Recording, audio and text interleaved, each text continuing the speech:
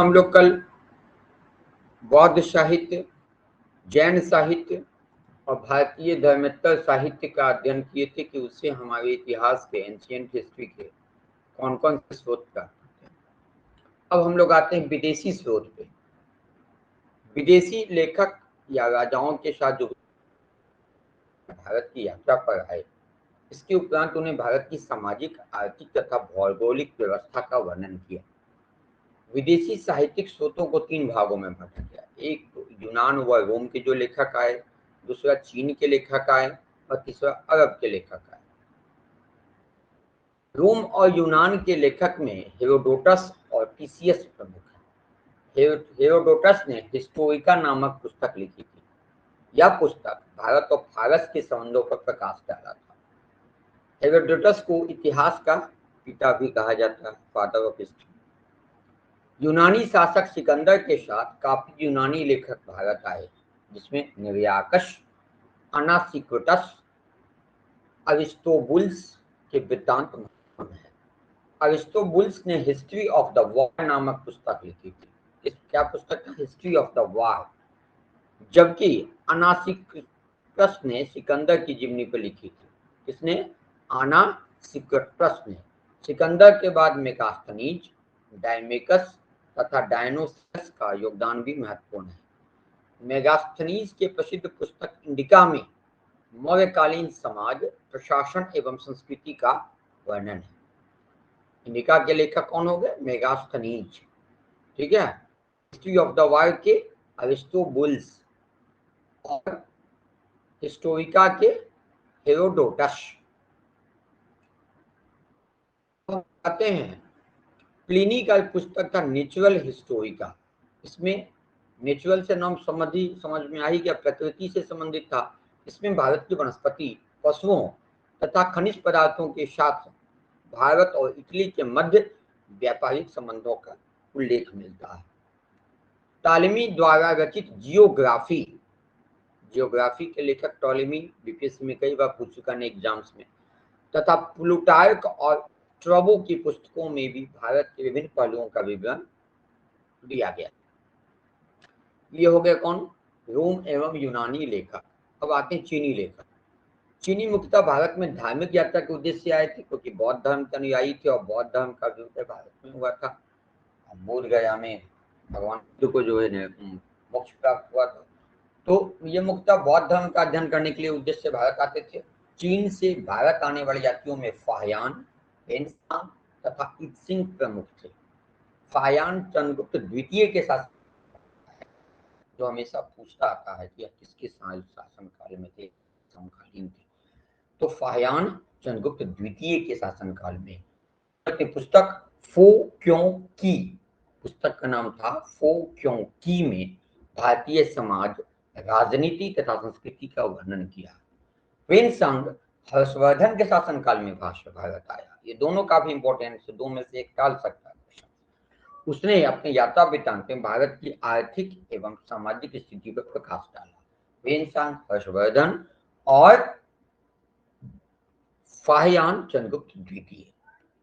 तिब्बती लेखक तारानाथ ने अपनी पुस्तक कंग्यूर और तंग्यूर में भारतीय का इतिहास पर प्रकाश डाला। तारानाथ की पुस्तक क्या थी? कंग्यूर और तंग्यूर। अब आते हैं अरबी लेखक पर। अरबी लेखक मुस्लिम आक्रांताओं के साथ भारत आए। 8वीं शताब्दी में अरब शासकों ने भारत पर आक्रमण शुरू कर दिए। अरब शासकों के साथ उनके लेखक एवं कवि भी भारत आए। 9वीं सदी में सुलेमान भारत आया। उसने बाल और प्रतिहार राजाओं के बारे में लिखा था सुलेमान। अलमसुदी ने राष्ट्रकूट राजाओं का वृत्तांत लिखा, जबकि अलबर्नी ने अपनी पुस्तक तहकीक ए हिंद में गुप्त काल के पश्चात के समाज के बारे में लिखा। अलबर्नी का तहकीक ए हिंद के लेखक अलबर्नी काफी इंपॉर्टेंट है।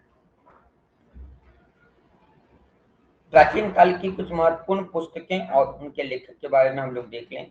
बुद्ध चरित्र अश्वघोष, महाविभाषा शास्त्र वसुमित्र, कामसूत्र वात्स्यायन, मेघदूत कालिदास, नाट्यशास्त्र भरत मुनि, सूर्य सिद्धांत आर्यभट्ट, बृहत संहिता वाराह मिहिर, पंचतंत्र विष्णु शर्मा, रत्नावली हर्षवर्धन, पृथ्वीराज रासो चंद्रवरदाई, मालती माधव भवभूति, गीत गोविंद जयदेव और कादम्बरी बाण भट्ट।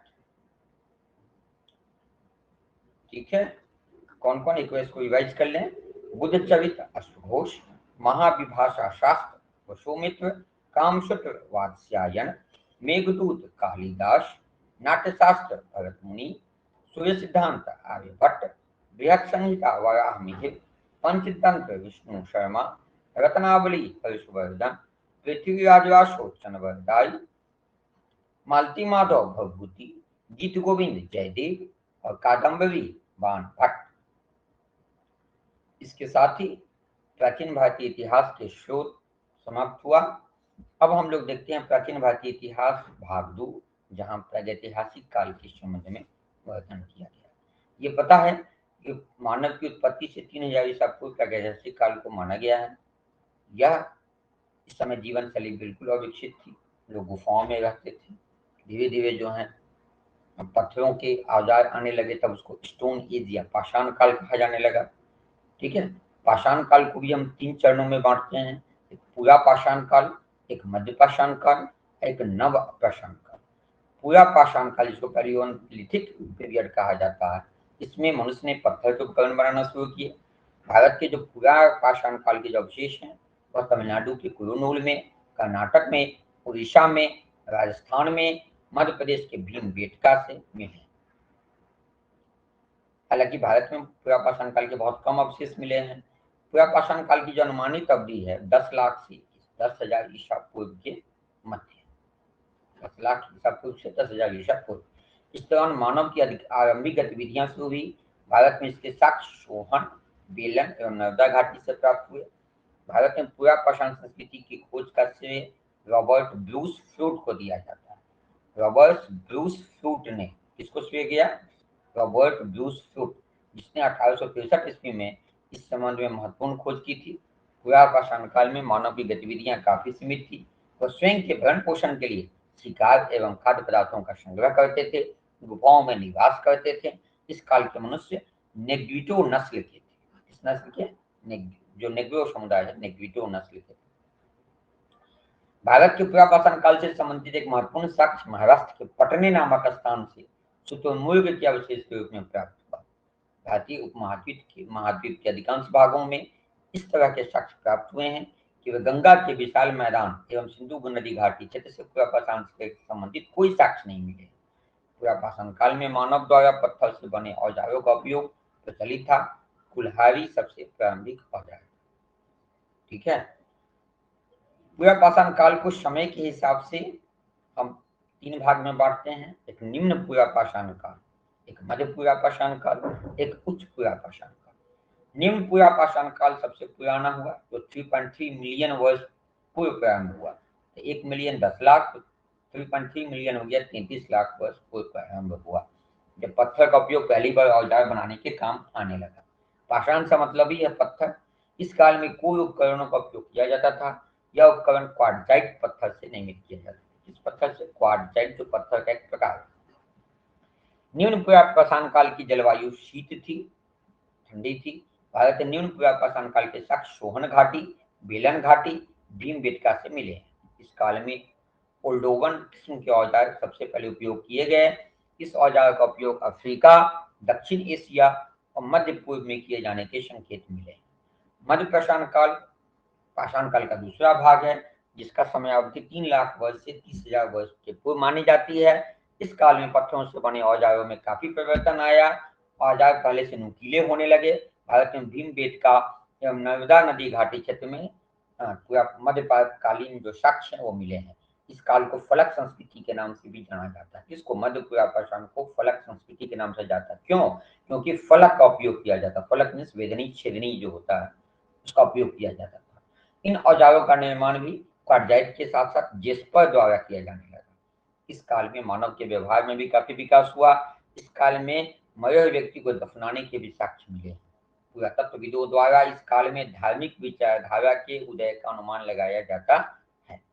अब आते हैं उच्च पाषाण काल। या उच्च पुरापाषाण काल के हैं।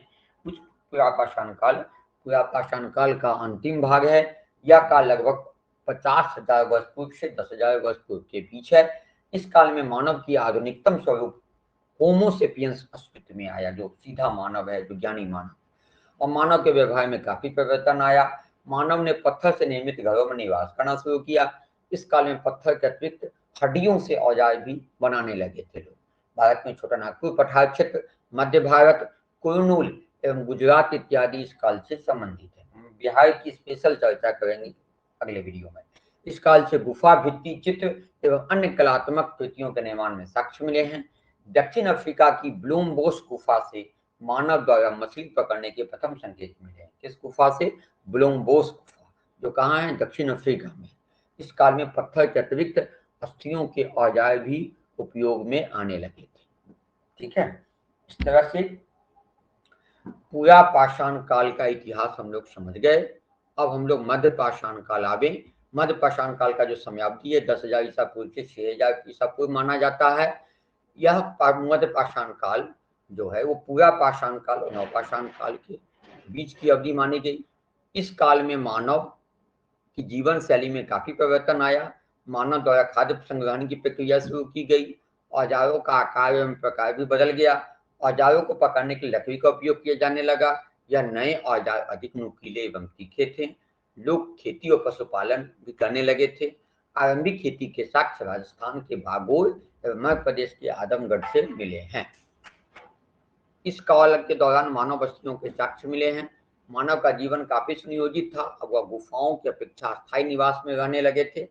उत्तर प्रदेश के प्रतापगढ़ जिले में स्थित सराय नाहर राय में इनके संकेत मिले हैं कि लोग निवास घर बना के रहने लगे थे। यह बस्तियां सामान्यतः जल स्रोत के निकट होती थी, क्योंकि जल का कोई चापाकल तो होता नहीं था उस वक्त। मध्य प्रदेश के रायसेन जिले में स्थित भीमबेटका गुफा में मध्य पाषाण कालीन चित्रकारी के भी साक्ष्य मिले हैं। इन चित्रों में हिरण के चित्र सबसे अधिक मिले हैं। मध्य पूरा पाषाण काल में तीर कमान का आविष्कार हुआ। इस काल में मानव जानवरों का शिकार करके खाद्य पदार्थों का संग्रहण होता था। कल की क्लास में हम लोग देखेंगे नवपाषाण काल।